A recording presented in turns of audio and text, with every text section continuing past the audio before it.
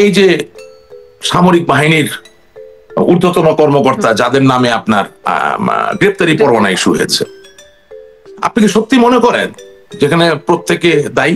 Not at all. অন্যের দায়ে নিজেরা ফেসে গেছেন। তাহলে কারা দায়ী? আমি ওখানে স্পেসিফিক্যালি একজনের নাম বলতে পারি, এটা আমি বলবো না এখন। আমি স্পেসিফিক্যালি তাকে চিনি, জানি, তার সম্বন্ধে জানি যে বিভিন্ন রকম অপকর্মের সাথে জড়িত ছিল, কিন্তু সে কমান্ড স্ট্রাকচারের মাঝামাঝি থাকার কারণে তার উপরে ওই সময় যারা ছিল তারাও ফেসে যাচ্ছে। সামরিক বাহিনী কি বেছে বেছে খারাপ লোক নেয় নাকি? তারা তো একটা ওরিয়েন্টেশন, একটা রেজিমেন্টেশনের ভিত্তিতে। তিনি কি এই যে তালিকা তার মধ্যে তিনি আছেন? জি, এই তালিকার মধ্যে আছে, এবং তিনি পলাতক। আচ্ছা, তিনি পলাতক। হ্যাঁ, উনি মিড লেভেল হায়ারার্কির ভিতরে ছিলেন। Is a utmost criminal.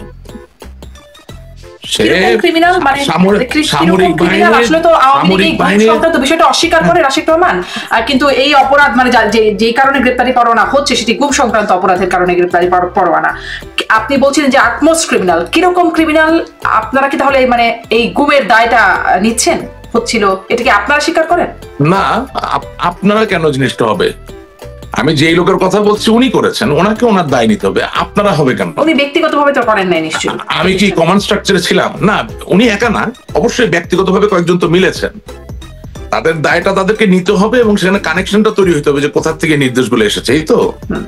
এবং আপনাকে এতটুকু বলতে পারি, এতটুকু বলতে চাই, যখন দীর্ঘদিন আপনি ক্ষমতায় থাকবেন তখন এমন সব শক্তিধর লোক তৈরি হয় যাকে একেবারে সর্বোচ্চ পর্যায় থেকে পারমিশন নেওয়া লাগে না।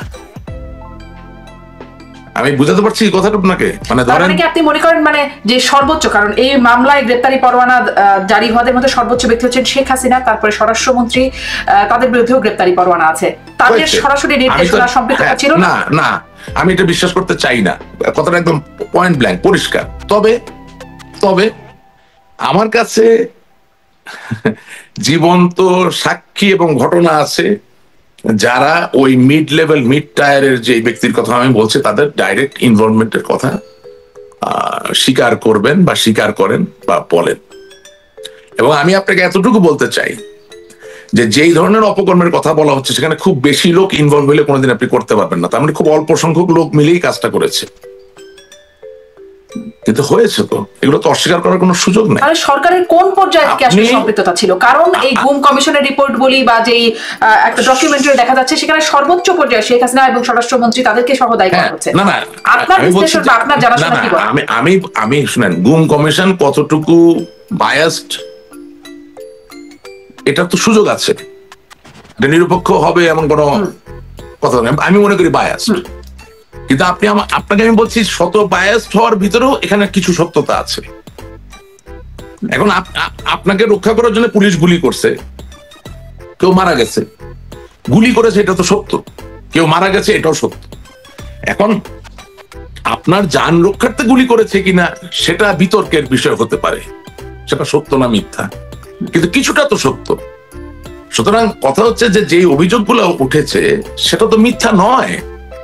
আপনি বাংলাদেশে ব্যাংকের কোন একজন চেয়ারম্যান, তাকে নিয়ে কোন একজন কার্টুনিস্ট একটা কার্টুন এঁকেছেন, তাকে জেলে যেতে হয়েছে, যেতে হয়নি?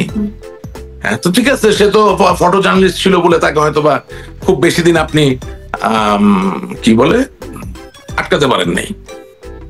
কিন্তু সেই কার্টুনিস্ট তো আমার বন্ধুর কাছে বলতেছে যে যেই হাত দিয়ে সে কার্টুন আঁকে, যেটা তো তার মেধা বা সেগুলো মারা হচ্ছে। যে কার্টুন এঁকেছিস, আয় তোকে বুঝাচ্ছি কত cartoon. So this things have happened. এখন আপনি যদি প্রশ্ন করেন যে শেখ হাসিনা কি জানতেন? নো, উনি জানতেন না। আমি দায়িত্ব নিয়ে বলতেছি, শি ডিড নট নো। কারণ এটা তো খুব স্বাভাবিক। ধরেন আপনি একটা প্রতিদিন টিভি চ্যানেলে ছিলেন, right? And you are one of the most successful anchor in that TV channel. আপনার অনুষ্ঠানগুলো খুবই পপুলার ছিল, রাইট? তো এখন ধরেন besides hosting, besides being anchor, you had other clerical assignments also for the TV channel, correct? এখন টিভির যিনি চেয়ারম্যান বা যিনি এমডি, তিনি আপনার উপরে অনেক আস্থা রাখতে পারেন। সো একটা টিভি চ্যানেলও তো পলিটিক্স আছে, সেখানেও তো এমপ্লয়ি আছে, তাই না? এখন ওরা দেখতেছে যে আপনার টিভি চ্যানেলে এমডি মহোদয়, চেয়ারম্যান মহোদয় তারা আপনার উপর খুব আস্থা রাখেন। কারণ হঠাৎ করে আপনি একদিন গিয়ে বললেন, মোশাররফ সাহেব এই কাজটা একটু করেন তো, এটা এমডি সাহেব বলেছেন। তো মোশাররফ সাহেবের ঘাড়ে কয়টা মাথা যে আপনাকে প্রশ্ন করবে যে আমি এমডি কে জিজ্ঞেস করে তারপর করবো? সে তো দেখতেছে যে এমডি আপনার উপর নির্ভর করে। এরকম অনেক অঘটন, অনেক অপরাধ সংঘটিত হয়েছে যেটা আওয়ামী লীগের নাম্বার 1 শেখ হাসিনা অপরচুনিটি ছিল। আমি বলতে চাচ্ছি না যে আমরা বা হুম্মাম কাদের তাদেরকে যে নেওয়া এই বিষয়ে মানে এগুলো কি করে শেখ হাসিনা বা মানে সর্বোচ্চ পর্যায়ের অগোচরে হয়ে যেতে পারে? হুম্মাম কাদেরকে কেন আপনি নিবেন? হুম্মাম কাদেরকে কেন নিবেন? তার বাবার আপনি বিচার করেছেন, আপনার বিচার সত্য হলে সেটা তো উনি সাজা পেয়েছেন। হুম্মাম কাদের কি কোন যুদ্ধ অপরাধ করছে, বা হুম্মাম কাদের কোথায় কারে খুন করছে, বা হুম্মাম কাদের কোথায় ডাকাতি করছে? ব্রিগেডিয়ার আজমি সাহেবের ব্যাপারটা ডিফারেন্ট। কেমন? উনি মিলিটারি ভিতর থেকে আমি শুনেছি উনি বিদ্রোহের ডাক দিচ্ছিলেন। That is another thing, I don't know, মানে পুরো জিনিসটা এখনো সামনে আসে নাই। But as far as I am concerned, Hummam Quader কি করছে এবং হুম্মাম কাদের কত বড় ফ্যাক্টর ছিল যে তাকে নিয়ে আপনার আটকে রাখতে হবে? মানে why would you do something like that? আজকে লেফটেন্যান্ট জেনারেল আকবর মহোদয় উনি যে কথা বললেন, রেকর্ডিংটা আমি দেখলাম, হ্যাঁ, এরা তো ধরেন committed sincere officers of Bangladesh army. হ্যাঁ, বাংলাদেশের সুরক্ষাই তো চায়, কোনোদিন খারাপ চায় নাই, কারো খারাপ চাইছে বলে আমার মনে হয়। আমি ব্যক্তিগতভাবে তো ওনাকে চিনি। উনি তো বলতেছেন যে আমি নিজে তৎকালীন প্রাইম মিনিস্টারের কাছে গিয়ে পরপর দুইবার, আপনি একটা জিনিস চিনেন, একজন মেজর জেনারেল প্রাইম মিনিস্টার গিয়ে বলতেছে যে অমুককে ছাড়া দরকার, এটা অনেক সাহস লাগে। কিন্তু আজকে সে তো হি ইজ আন্ডার ইন্ডাইটমেন্ট, তাকে তো ওয়ারেন্ট ইস্যু করা হয়েছে, তাই না? তো আপনি মনে করেন ক্যামেরার সামনে তো আর কেউ এত বড় মিথ্যা কথা বলে না যে আমি গিয়েছি, আমি বলেছি। হ্যাঁ, তো পাশাপাশি তো উনি আরেকজনের ইনভলভমেন্টের কথা বলেছেন, মেজর জেনারেল তারেক সিদ্দিক, ওনার কথা তো বলেছেন না? এখন আমি যেটা বললাম যে একটা ঘটনায় আপনাকে তো পর্যায়ে পর্যায়ে সত্য যাচাই করে একটা জায়গায় পৌঁছাতে হবে। কিন্তু এটাও তো ঠিক যে শৈশবকাল থেকে আমি তো নেত্রীকে চিনি, উনি রাজনীতি ভালোবাসেন, উনি ক্ষমতা ভালোবাসেন, উনি আওয়ামী লীগকে ভালোবাসেন, উনি দেশের জন্য কাজ করতে চান, উনি মানুষ, সব ঠিক আছে। কিন্তু তাই বলে আমি বিশ্বাস করতে চাই না যে কার্টুনিস্ট অ্যারেস্ট হবে আর উনি জানবেন। That's a joke, it can't be. হ্যাঁ, আপনি গুমের শিকার যাদেরকে নিয়ে আসতেছে কোনোটা আমি সাপোর্ট করি না, আমার সহানুভূতি তাদের জন্য 100%। কিন্তু যাকে নিয়ে আসতেছে তার প্রোফাইলটা দেখেন তো, তাকে কেন শেখ হাসিনার গুম করা লাগবে? একটু হিসাব মিলান তো, প্রোফাইলটা মিলান। মানে শেখ হাসিনা তো গুরুত্বপূর্ণ কাউকে গুম করাবেন যদি করান। আপনি আমার কথাটা বুঝতে পারতেছেন? তো যাদেরকে গুম কমিশনের সামনে নিয়ে আসছে তাদের আর্থসামাজিক প্রোফাইলটা কি যে জননেত্রী শেখ হাসিনাকে গুম করাইতে হবে? হ্যাঁ, তো যারা গুম করা, তো আপনার ভাষ্যমতে যারা গুম করা তারা কি উদ্দেশ্য করা? আমি কথা শেষ করি। হ্যাঁ, আমি নেতা, আমার হাতে ক্ষমতা আছে, আমার দায়িত্ব যাতে এই ক্ষমতাকে অপব্যবহার না করতে পারে। শিওর, এই জায়গাটা তো রয়েছে এবং এটা আমরা বারবার বলছি যে সেই জায়গায় আমাদের রিফাইনমেন্টের প্রয়োজন আছে। কারণ আমাদের তো এখনো দেশের প্রতি অনেক দায়িত্ব, কিন্তু বারবার যদি আমাদের সুযোগ নিয়ে অন্যকে অপব্যবহার করে, সেই জায়গাটাও তো বন্ধ করা দরকার। তার মানে চেকস এন্ড ব্যালেন্স, যেটা বলে চেক এন্ড ব্যালেন্স ছিল না। আচ্ছা, এখন গুম কারা করছেন ভাই, এটা তো আমি বলতে পারি না, আমাকে বলে তো গুম করে নেই। আমি এডুকেটেড অ্যানালিসিস করার চেষ্টা করি, খুব চেষ্টা করি, এবং আমি গুম কমিশনের যাদের তারা ইন্টারভিউ নিচ্ছে বা ভুক্তভোগী তাদের সবার প্রতি সহানুভূতি জানিয়ে বলি যে এটা কোনোদিন কোনো মানুষের হোক এটা আশা করি না, এবং যারা করেছে তাদের বিচার হওয়া উচিত। তবে এটাও মনে রাখবেন শারমিন, আপনার অনুষ্ঠানে তো আপনি যে কাউকে ডেকে ইন্টারভিউ নিবেন না। সো যখন আপনি দায়ী করতেছেন number 1 person of the country, সে কি আদৌ ওই আর্থসামাজিক প্রোফাইলের লোকটাকে গুম করাতে বলতো কিনা বা বলবে কিনা, এটাও তো একটা যৌক্তিক ভাবে আপনাকে সিদ্ধান্তে পৌঁছাতে হবে। প্রবলেম হচ্ছে যে আমাদের যে কথা বলার যে জায়গাটা, এখন কি বলবো, যে ইদানিং তো রাজনীতিতে খুব খারাপ ভাষায় কথা বলে, মানে এই বলদ টলদ চারিপাশে এত বেশি হয়ে গেছে যে সঠিক একটা অ্যাসেসমেন্ট, একটা ন্যারেটিভ আপনি যে কারো পক্ষে দিবেন সেটা দেওয়ারও লোক নাই।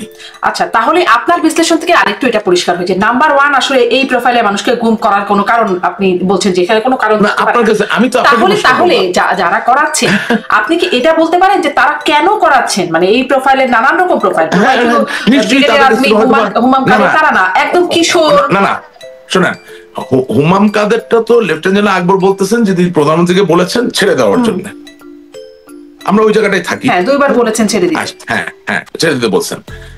আর ব্রিগেডিয়ার জেনারেল আজমির যে ব্যাপারটা, সেটা আমি যতটুকু শুনেছি, ভুল শুনতে পারি, যে উনি একটা রেবেলিয়ান ইনস্টিগেট করতেছিলেন।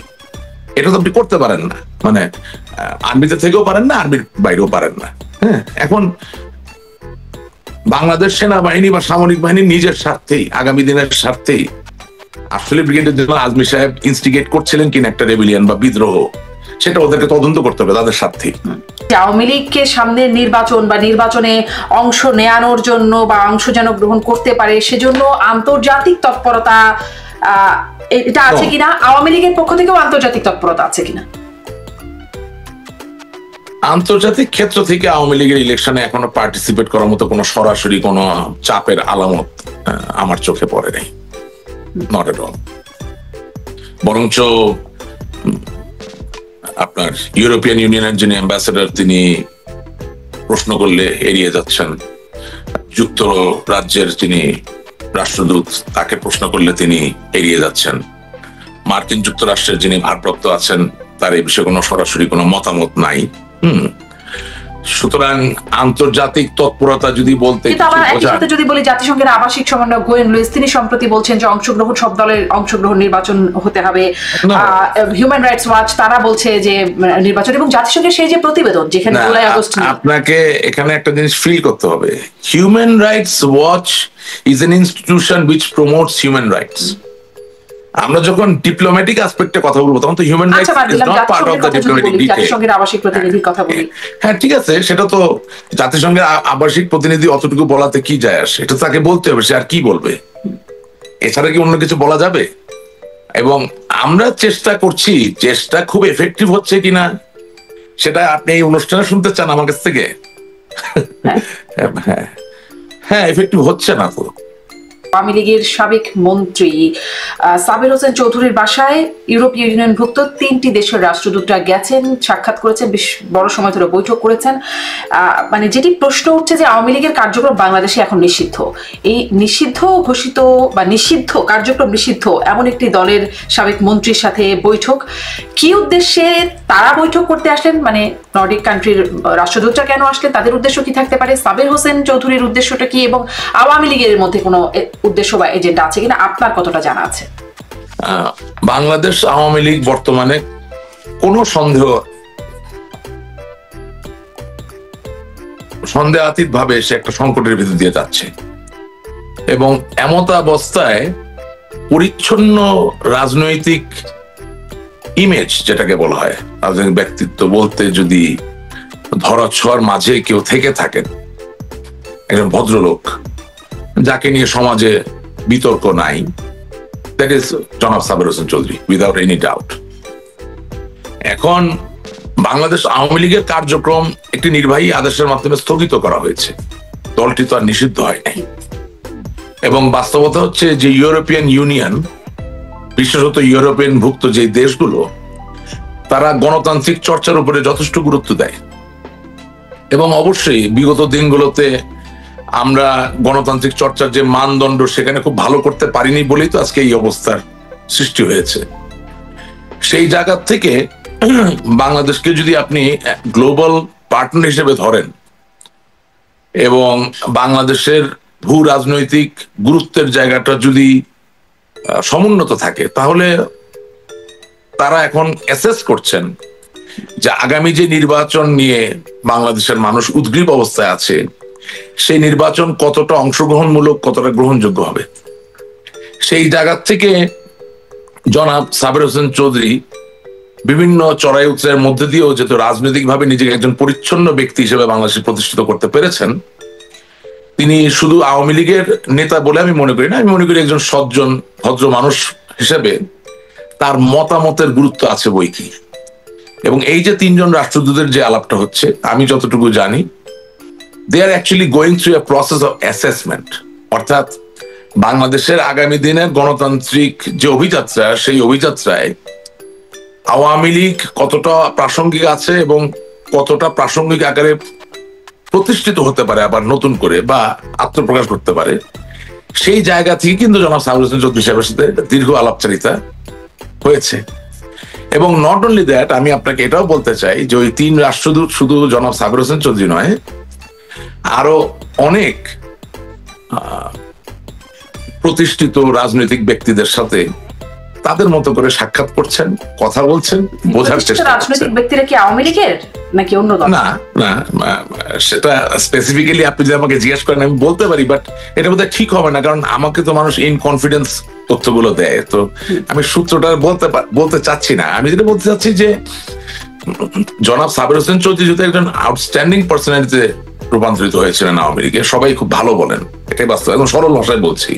তার থেকেও বড় কথা, আপনি জানেন যে ওই যে আইপিইউ এবং আপনার যে উনি নির্বাচিত সভাপতি ছিলেন ইন্টার পার্লামেন্টারি ইউনিয়নের, হ্যাঁ, so that is a very important thing. So obviously the ambassadors of these countries, they would come and pay a visit because his opinion has value. And moreover, so বাংলাদেশের ক্রাইসিসটা যখন খুব anarchy ঘিরে, তখন এই অ্যানার্কির মাঝে তো ভদ্রচিত উপদেশ, পরামর্শ, মতামতের একটা অন্যরকম মূল্য থাকবে, এটাই হচ্ছে। পাশাপাশি হ্যাঁ, বিএনপি, জামাত, এখনো জাতীয় পার্টি না, এমনকি এনসিপিরও কয়েকজনের সাথে এই রাষ্ট্রদূতরা বিভিন্ন ভাবে বৈঠক করছেন, আরো বৈঠক সামনে হবে। সো আবার আমাদের দলে এটা নিয়ে মিশ্র প্রতিক্রিয়া আছে। আচ্ছা, দলের প্রতিক্রিয়াটা নিয়ে একটু আসি, কিন্তু তার মানে বৈঠকের উদ্দেশ্য কি মানে একটা অন্তর্ভুক্তিমূলক নির্বাচন, আওয়ামী লীগকে কেমন করে অন্তর্ভুক্ত করা যায় এরকম একটা অ্যাসেসমেন্ট করা? কারণ দিনের শেষে তো এখন এটা কি ভাষায় বলবো আপনাকে, মানে আমরা তো নাই, সো একটা অ্যাসেসমেন্ট করা যে আগামী ইলেকশনটাকে কিভাবে গ্রহণযোগ্য করা যায়, সেই পথটা তারা অ্যাসেস করার চেষ্টা করছে।